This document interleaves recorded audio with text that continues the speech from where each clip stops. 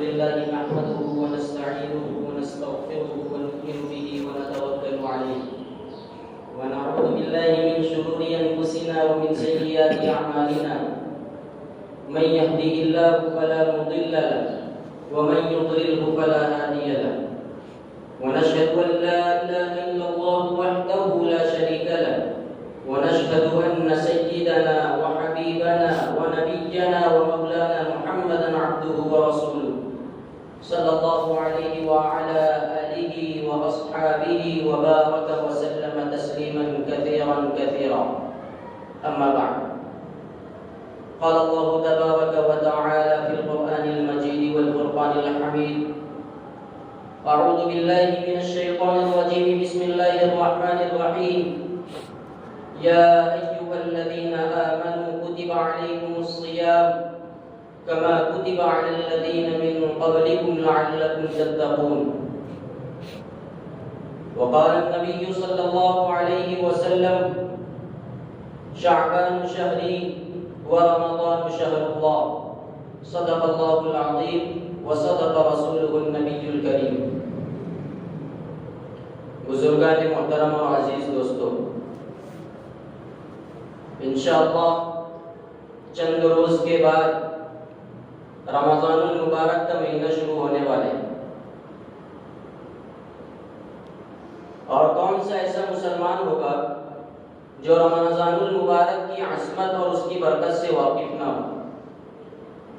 اللہ رب العالمین نے اس مہینے کو اپنی عبادت کے لیے بنایا ہے، اور اس مہینے کے اندر اللہ تعالیٰ بندوں کی جانب نہ جانے کیا کیا رحمتیں اور انوار و برکات مبذول فرماتے ہیں کہ ہم اور آپ اس کا اندازہ نہیں کر سکتے۔ اللہ تعالیٰ اپنی مخلوق میں سے جس کو چاہتے ہیں بعض پر فضیلت عطا فرماتے ہیں، بعض کو بعض پر فضیلت عطا فرماتے ہیں، جیسا کہ اللہ تعالیٰ نے اپنی مخلوق میں سے حضرات انبیاء کرام علی نبینا علیہم الصلاۃ والسلام کو اور رسولوں کو فضیلت عطا فرمائی۔ پھر اس کے بعد میرے اور آپ کے آقا جناب محمد الرسول اللہ صلی اللہ علیہ وسلم کو اللہ تعالیٰ نے تمام انبیاء کرام علی نبینا علیہم الصلاۃ والسلام پر اور تمام رسولوں پر فضیلت عطا فرمائی۔ دنوں میں سے اللہ تعالیٰ نے جمعہ کو فضیلت عطا فرمائی، راتوں میں سے اللہ تعالیٰ نے لیلۃ القدر کو، اور زمین کے ٹکڑوں میں سے اللہ تعالیٰ نے مساجد کی جگہوں کو سب سے زیادہ فضیلت و برتری عطا فرمائی۔ اسی طرح اللہ تعالیٰ نے رمضان المبارک کو 12 مہینوں میں سے سب سے زیادہ فضیلت و برتری عطا فرمائی، اور جس چیز کو اللہ تعالیٰ فضیلت عطا فرمائے، جس چیز کو اللہ تعالیٰ عظمت عطا فرمائے، جس چیز کو اللہ تعالیٰ فوقیت عطا فرمائے، اور جس چیز کو اللہ تعالیٰ عزت عطا فرمائے، اس چیز کی عظمت و عزت کو، اس چیز کی فوقیت و برتری کو مان لینا، قبول کر لینا، یہ ایمان اور عقل کی علامت ہے۔ اور رمضان المبارک کا مہینہ ایسا مہینہ ہے کہ اس مہینے کی آمد کا انتظار ہر مسلمان کو رہتا ہے کہ یہ مہینہ کب آئے گا۔ ہر مسلمان اس کے انتظار میں رہتا ہے، حتیٰ کہ نبی کریم صلی اللہ علیہ وسلم بھی اس مہینے کی آمد کا انتظار کیا کرتے تھے کہ رمضان المبارک سے پہلے شعبان ہی نہیں بلکہ شعبان سے پہلے رجب المرجب کے مہینے میں ہی سرکار دو عالم صلی اللہ علیہ وسلم اپنی دعاؤں کے اندر اس ایک دعا کا بھی اضافہ فرما لیا کرتے تھے کہ اللہم بارک لنا فی رجب و شعبان وبلغنا رمضان، کہ اے اللہ ہمارے لیے رجب اور شعبان کے مہینوں میں برکت عطا فرما اور ہمیں رمضان المبارک تک کے پہنچا۔ روایتوں میں یہ بات ملتی ہے کہ سرکار دو عالم صلی اللہ علیہ وسلم اور بھی بہت ساری دعائیں کیا کرتے تھے۔ روایت میں بیان کیا گیا ہے کہ اللہ کے رسول صلی اللہ علیہ وسلم یہ بھی دعا کیا کرتے تھے کہ اے اللہ مجھے رمضان المبارک کے لیے اور رمضان المبارک کو میرے لیے صحیح سالم بنائیے، اور رمضان المبارک کو میرے لیے سلامتی کے ساتھ قبولیت کا ذریعہ بنائیے۔ کچھ تو بات ہوگی رمضان المبارک کے مہینے کے اندر کہ سرکار دو عالم صلی اللہ علیہ وسلم رمضان سے پہلے 2 مہینہ پہلے ہی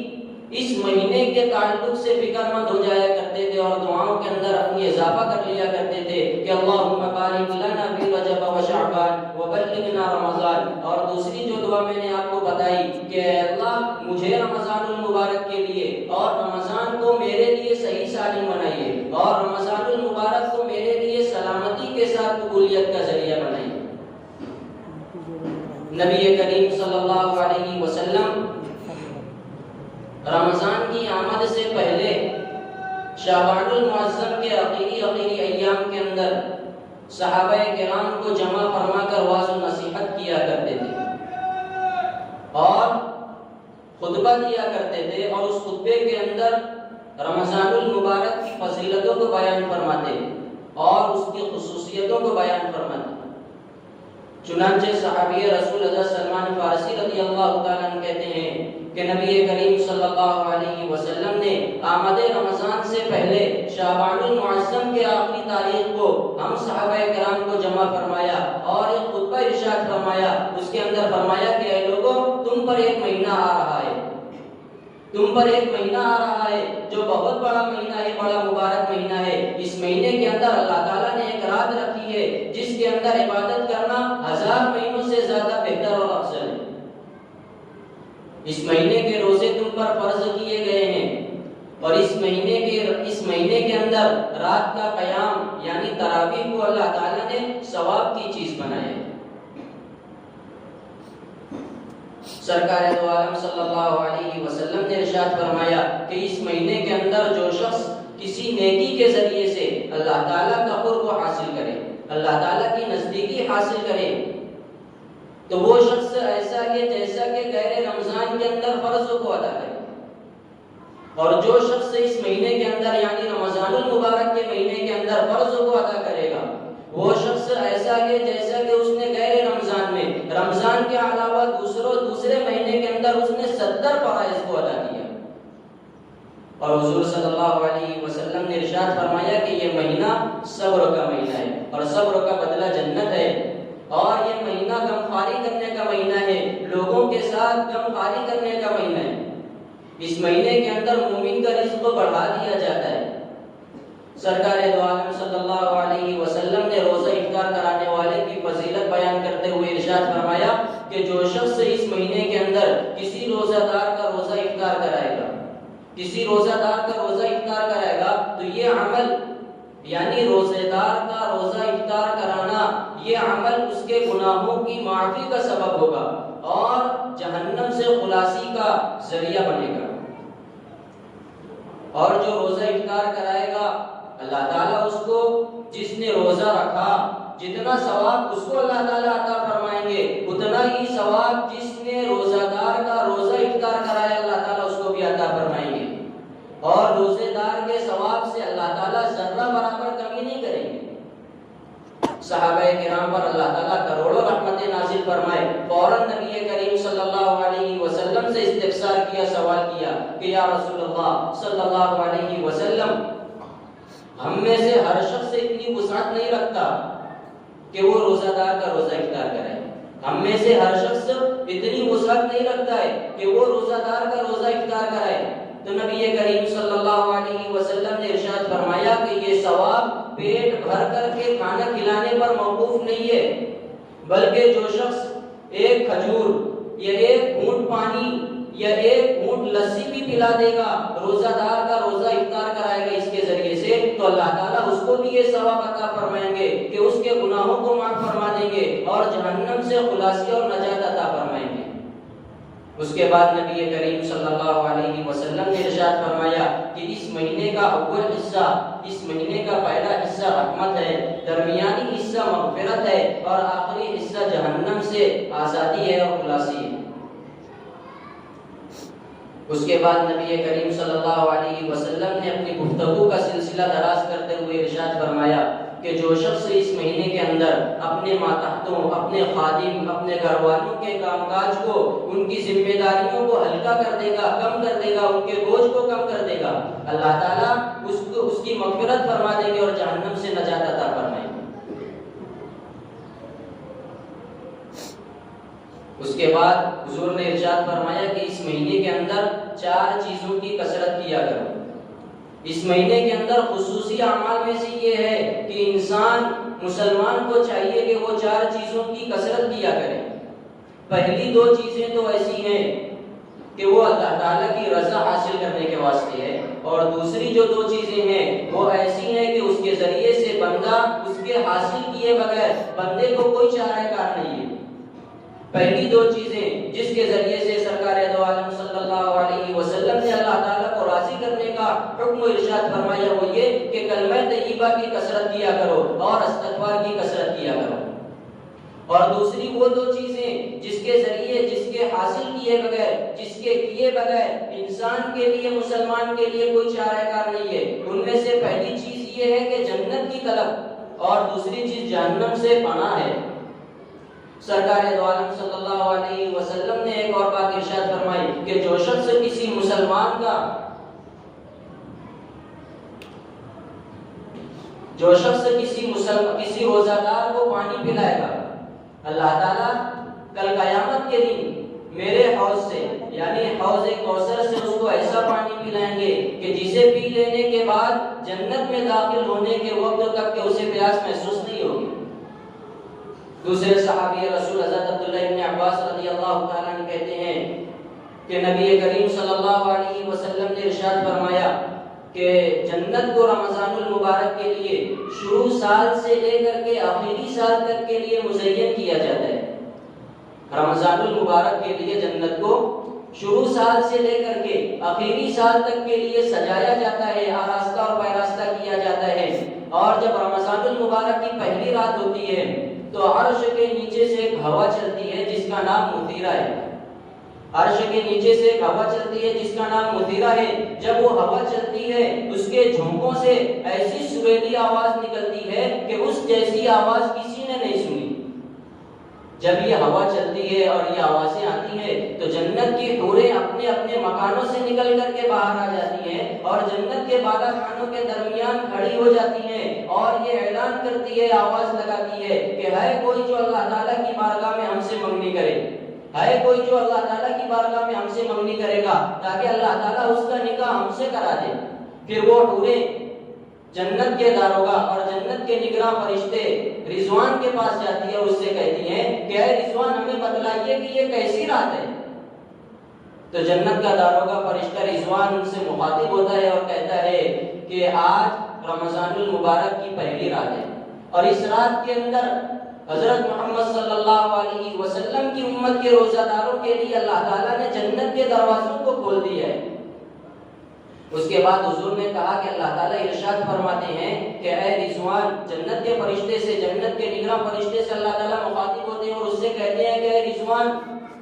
جنت کے دروازوں کو حضرت محمد صلی اللہ علیہ وسلم کی امت کے لیے کھول دو، اور جہنم کے داروغہ فرشتے، جہنم پر جو نگراں فرشتہ مقرر کیا گیا ہے اللہ تعالیٰ اس سے کہتے ہیں کہ اے مالک، جہنم کے تمام دروازوں کو حضرت محمد صلی اللہ علیہ وسلم کی امت کے روزہ داروں کے لیے بند کر دیا جائے۔ اور جبرائیل نبینا علیہ السلام سے اللہ تعالیٰ مخاطب ہوتے ہیں اور کہتے ہیں کہ جبرائیل زمین پر جاؤ۔ زمین پر جانے کے بعد جتنے بھی سرکش شیاطین ہیں تمام کو قید کر دیا جائے، اور ان کو قید کرنے کے بعد ان کے گلے میں توق ڈال دو، اور توق ڈالنے کے بعد انہیں دریا کے اندر پھینک دو تاکہ وہ میرے چہیتے اور محبوب نبی حضرت محمد صلی اللہ علیہ وسلم کی امت کے روزہ داروں کے روزوں کو خراب نہ کر سکے۔ اس کے بعد سرکار دو عالم صلی اللہ علیہ وسلم نے ارشاد فرمایا کہ اللہ تعالیٰ رمضان المبارک کی ہر رات کے اندر ایک منادی، ایک ندا لگانے والے فرشتے کو یہ حکم دیتے ہیں کہ وہ اللہ تعالیٰ کی طرف سے یہ ندا لگائے، یہ آواز لگائے اور یہ اعلان کرے کہ ہے کوئی مانگنے والا کہ میں اس کو عطا کروں، اللہ تعالیٰ اپنی جانب سے اعلان کرواتا ہے۔ رمضان المبارک کی ہر رات میں یہ اعلان کیا جاتا ہے کہ ہے کوئی مانگنے والا کہ میں اس کو عطا کروں، ہے کوئی توبہ کرنے والا کہ میں اس کی توبہ قبول کروں، ہے کوئی مغفرت کا چاہنے والا کہ میں اس کی مغفرت کروں۔ اور کون ہے جو غنی کو قرض دے گا؟ اللہ تعالیٰ بے نیاز ہے، اللہ تعالیٰ کو کسی چیز کی کوئی ضرورت نہیں ہے۔ اس کے بعد بھی اللہ تعالیٰ اپنے بندوں کے لیے اعلان فرماتے ہیں کہ ہے کوئی جو اللہ تعالیٰ کو یعنی غنی کو قرض دے، اور ایسا غنی جو نادان نہیں ہے، اور ایسا پورا بدلہ عطا کرنے والا ہے جو ذرہ برابر کمی نہیں کرتا۔ سرکار دو عالم صلی اللہ علیہ وسلم نے اسی خطبے کے اندر آگے ارشاد فرمایا کہ رمضان المبارک کے اندر، رمضان المبارک کے دن، ہر دن افطار کے وقت ایسے 10 لاکھ آدمیوں کو جہنم سے آزاد کیا جاتا ہے جن کے اوپر جہنم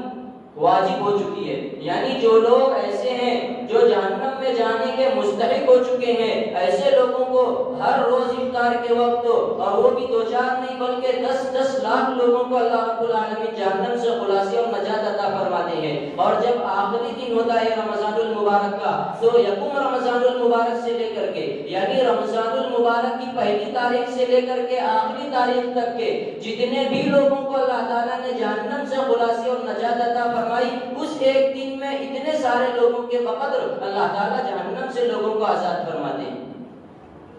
اور جب لیلۃ القدر ہوتی ہے تو اللہ تعالیٰ جبرائیل علیہ نبینا علیہ السلام کو حکم دیتے ہیں کہ وہ فرشتوں کے لشکر کے ساتھ زمین پر جائے۔ تو حضرت جبرائیل علیہ السلام اللہ تعالیٰ کا حکم مل جانے کے بعد فرشتوں کے ایک بڑے لشکر کے ساتھ فرشتوں کی ایک بڑی جماعت کے ساتھ زمین پر آتے ہیں۔ ان کے پاس سبز جھنڈا ہوتا ہے جسے وہ کعبہ پر نصب کر دیتے ہیں۔ اور جبرائیل علیہ السلام لیلۃ القدر کے اندر جبرائیل علیہ السلام کے 100 بازو ہیں، جن میں سے 2 بازو صرف لیلۃ القدر کے دن کھولتے ہیں، رات میں کھولتے ہیں، اور ان کو کھول کر کے مشرق سے مغرب تک کے علاقے کو ڈھانپ لیتے ہیں۔ اس کے بعد فرشتوں کو ترغیب دیتے ہیں، فرشتوں کو حکم دیتے ہیں کہ فرشتوں کی جماعت زمین پر پھیل جاؤ، اور امت محمدیہ صلی اللہ علیہ وسلم کے جتنے بھی لوگ ہیں، چاہے اس رات کے اندر کھڑے ہو، بیٹھے ہو، نماز پڑھ رہے ہو، قرآن کریم کی تلاوت کر رہے ہو، ذکر و اذکار میں مشغول ہو، تمام لوگوں کے پاس جا کر کے ان کو سلام کرو اور مصافحہ کرو، اور جو لوگ دعا میں مشغول ہیں ان کی دعاؤں پر آمین کہو۔ اور یہ سلسلہ صبح تک چلتا رہتا ہے۔ جب صبح ہو جاتی ہے تو حضرت جبرائیل علیہ السلام فرشتوں کو حکم فرماتے ہیں کہ اب کوچ کر چلو، واپس چلو۔ اور بھی بہت سارے خطبات اور بھی بہت ساری وعظ و نصیحت سرکار دو عالم صلی اللہ علیہ وسلم شعبان کی آخری ایام میں صحابہ کرام کو کیا کرتے تھے، اور اس کا مقصد ایک ہی تھا کہ ہم رمضان المبارک کی اہمیت کو اور اس کے فضائل کو، اس کے انوار و برکات کو جان لیں، اور ہم اس مہینے کے اندر عبادتوں کے لیے آمادہ اور تیار ہو جائیں، اس کی ناقدری نہ کرے بلکہ اس کے قدر کرنے والے بن جائے۔ اس لیے اللہ کے رسول صلی اللہ علیہ وسلم شعبان کے آخری ایام میں صحابہ کرام کو جمع فرما کر آمد رمضان سے پہلے، رمضان المبارک کے مہینے کے آنے سے پہلے ہی صحابہ کرام کو اس کے متعلق ترغیب دیا کرتے تھے۔ اور ہمارے اسلاف کا، ہمارے اکابرین کا بھی یہ طرز رہا ہے کہ رمضان المبارک کی آمد سے پہلے ہی اپنے تمام کاموں کو نپٹا لیا کرتے تھے۔ شیخ الاسلام حضرت مولانا مفتی تقی عثمانی صاحب دامت برکاتہم العالیہ اپنے والد ماجد رحمۃ اللہ علیہ کا ایک واقعہ نقل کرتے ہیں، ان کی ایک بات نقل کرتے ہیں کہ میرے والد ماجد حضرت مولانا مفتی شفیع صاحب عثمانی دامت نور اللہ مرقدہ کہا کرتے تھے کہ رمضان المبارک کا استقبال یہ ہے کہ لوگ رمضان المبارک کے اندر کیے جانے والے اعمال کو مقدم و مؤخر کر لیں۔ ایسے افعال، ایسے اعمال جو رمضان المبارک میں کرنے ہیں، چاہے وہ تجارتی لائن سے ہو، کسی بھی لائن سے ہو، اگر اس اعمال کو، اس افعال کو، ان کاموں کو اگر ہم مقدم کر لیں اور اس کے مقدم کرنے کی وجہ سے ہمیں کوئی نقصان نہ ہو، اور اس کو مؤخر کر دیں اور اس کے مؤخر کرنے کی وجہ سے ہمیں کوئی نقصان نہ ہو، تو مسلمانوں کو چاہیے کہ وہ اپنے ان افعال کو اور ان کاموں کو مقدم و مؤخر کر لیا کریں، تاکہ رمضان المبارک کے اندر ہمیں پورا وقت مل سکے اللہ تعالیٰ کی عبادت کرنے کے لیے، اور ہم اللہ تعالیٰ کی عبادت کر کے اللہ تعالیٰ کو راضی کر لے، اللہ تعالیٰ کی خوشنودی حاصل کر لیں۔ اسی لیے تو حضرت شیخ زکریا صاحب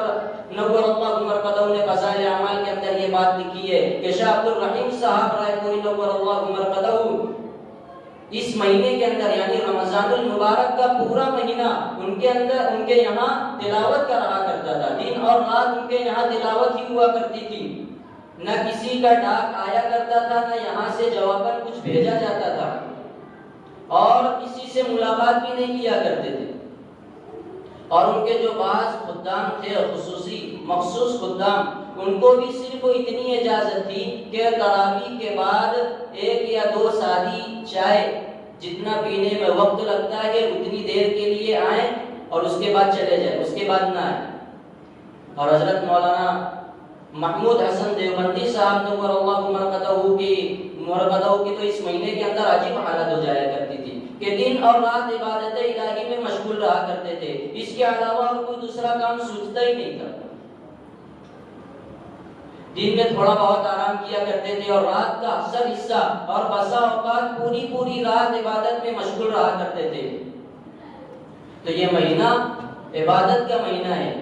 اس مہینے کے اندر ہم اپنے آپ کو تھکائیں، اپنے آپ کو لگائیں اللہ تعالیٰ کی رضا حاصل کرنے کے لیے، اللہ تعالیٰ کی خوشنودی حاصل کرنے کے لیے۔ جب ہم اپنے آپ کو تھکائیں گے، اپنے آپ کو لگائیں گے تو اللہ تعالیٰ کی رحمت جوش میں آئے گی، اور اللہ تعالیٰ کی رحمت موسلا دھار بارش کی طرح برسے گی، تو پھر ہمارے تمام کام بن جائیں گے، چاہے وہ بگڑے کام ہو، الجھے ہوئے کام ہو، کسی بھی طرح کے کام ہو، اللہ تعالیٰ کے لیے کچھ بھی مشکل نہیں ہے۔ وَمَا ذَلِكَ عَلَى اللَّهِ بِعَزِيزٍ، اللہ تعالیٰ کے لیے کچھ بھی مشکل نہیں۔ إِنَّ اللَّهَ عَلَى كُلِّ شَيْءٍ قَدِيرٌ، اللہ تعالیٰ ہر چیز پر قادر ہے۔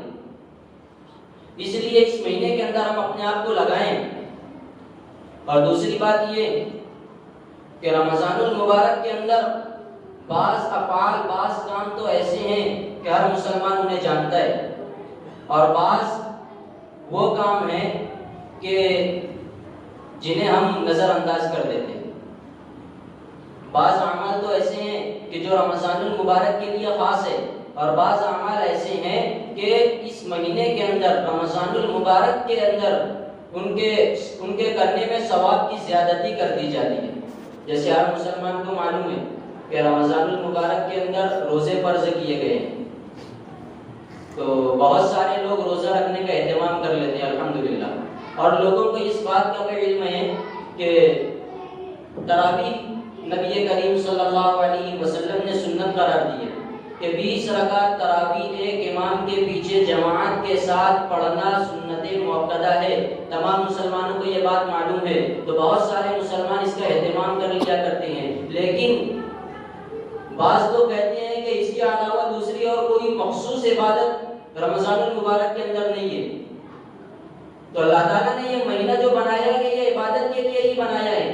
اس بات میں کوئی شک نہیں ہے کہ تراویح اور روزہ رمضان المبارک کی اہم ترین عبادتوں میں سے ہے۔ بلا شبہ یہ رمضان کے اندر روزہ اور تراویح اہم ترین عبادتوں میں سے ہے، لیکن اس کے علاوہ اور بھی جتنی عبادتیں کرنا چاہے کر سکتے ہیں۔ اس کے اندر ایک کسی دوسرے عمل کو ہم کریں گے، کسی کوئی معمولی سی نیکی کو ہم کریں گے تو اللہ تعالیٰ اس کو فرض کے بقدر کر دیا کرتے ہیں، اور اگر کسی فرض کو ادا کریں گے تو اللہ تعالیٰ اس کو 70 فرائض کے بقدر کر دیا کرتے ہیں۔ اسی لیے اس مہینے کے اندر جب ہم اعمال کریں تو اس کے ساتھ ساتھ اپنے حواس پر بھی قابو رکھیں کہ میری آنکھیں کیا کر رہی ہے، میرے کان کیا کر رہے ہیں، میری زبان کیا کر رہی ہے، میرے ہاتھ اور پیر کیا کر رہے ہیں، اس کے تعلق سے فکر مند ہونا چاہیے۔ جبکہ رمضان المبارک کے اندر مسلمان روزہ رکھ لیتا ہے، تراویح کا اہتمام کرتا ہے، نمازوں کی پابندی بھی کر لیتا ہے، اور دوسرے بہت سارے اعمال و افعال کر لیتا ہے، اور تلاوت بھی کر لیتا ہے، روزوں کی پابندی بھی کر لیتا ہے، ذکر و اذکار کرتا ہے، استغفار کرتا ہے، دعاؤں کی کثرت کرتا ہے، لیکن جب اس کی آنکھیں اور اس کا حواس قابو میں نہیں ہوتا تو اس کی وجہ سے یہ تمام اعمال ضائع اور برباد ہو جاتے ہیں۔ امیر المجاہدین دامت برکاتہم العالیہ نے اپنی کتاب شہر رمضان کے اندر یہ بات لکھی ہے، وہ بزرگوں کا میں نام بھول رہا ہوں، انہوں نے خواب میں نبی کریم صلی اللہ علیہ وسلم کی زیارت کی، تو نبی کریم صلی اللہ علیہ وسلم نے خواب کے اندر انہیں یہ بات کہی کہ اپنے حواس پر قابو رکھو، تاکیداً یہ بات کہی کہ اپنے حواس پر قابو رکھو، اس لیے کہ رمضان المبارک کے اندر جب مسلمان روزہ رکھ لیتا ہے تو اس کے حواس بدل جاتے ہیں، اس کے حواس مچلنے لگتے ہیں، چیزوں کا مطالبہ کرنے لگتے ہیں. جیسے آنکھ ہے، آنکھ رمضان المبارک کے اندر،